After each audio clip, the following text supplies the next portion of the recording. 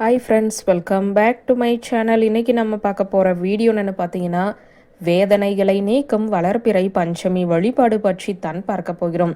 பொதுவாக பஞ்சமி என்ற உடனேயே நம் நினைவிற்கு வருவது வாராகி அம்மனின் வழிபாடு தான். அதுவும் நவராத்திரி சமயத்தில் வரக்கூடிய வளர்பிறை பஞ்சமி என்பது மிகவும் விசேஷமான ஒன்றாக இருக்கிறது. காரணம், இந்த தினத்தில் தான் வாராகி அம்மன் அவதரித்தார் என்று கூறப்படுகிறது. இந்த நவராத்திரியில் நாம் பஞ்சமியை எப்படி வழிபாடு செய்ய வேண்டும்? இந்த நவராத்திரி சமயத்தில் வரக்கூடிய இந்த வளர்பிறை பஞ்சமி என்பது நம் வாழ்க்கையில் இருக்கக்கூடிய அனைத்து விதமான வேதனைகளையும் கஷ்டங்களையும் தீர்க்கக்கூடிய ஒன்றாகவே இருக்கிறது. அப்படிப்பட்ட வளர்பிறை பஞ்சமி என்று வாராகி அன்னையை வழிபடும் முறையை தான் பார்க்க போகிறோம்.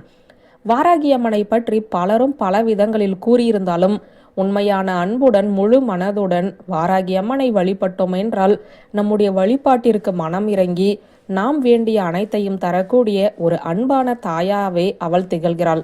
அப்படிப்பட்ட வாராகி அம்மனை பல வேண்டுதலுக்காக நாம் வழிபட்டாலும் அவளுக்கு என்று உரிய வளர்பிறை பஞ்சமி தினத்தன்று நாம் வழிபட்டோம் என்றால் இது மேலும் சிறப்புக்குரியதாகவே திகழ்கிறது. இந்த புரட்டாசி மாத வளர்பிறை பஞ்சமி திதி என்பது இன்று காலை 8:15 மணிக்கு பிறகு ஆரம்பித்து விடுகிறது.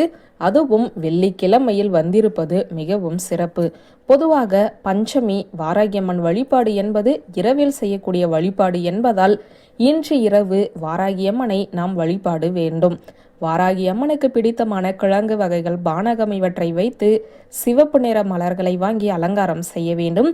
வாராகி அம்மனுக்கு முன்பாக நல்லெண்ணெய் தீபம் ஏற்றி வைத்து வாராகி அம்மனின் மந்திரங்களை உச்சரித்தாலே போதும். மந்திரங்கள் தெரியாது என்பவர்கள் வாராகி தாயே போற்றி போற்றி என்று கூறினாலே அந்த தாயானவள் மனமிறங்கி வந்து நம்முடைய வேண்டுதலை செவி கொடுத்து கேட்க ஆரம்பிப்பாள். இப்படி வாராகி அம்மனின் மந்திரங்களை முழு மனதோடு கூறிய பிறகு நம்முடைய வேண்டுதல்கள் என்னவோ அதை அம்மனிடம் முன்வைத்தால் கண்டிப்பான முறையில் அந்த வேண்டுதல்கள் நிறைவேறும்.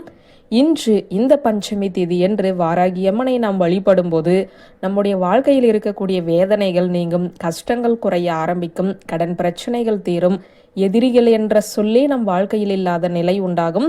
இப்படி சொல்லிக்கொண்டே போகலாம்.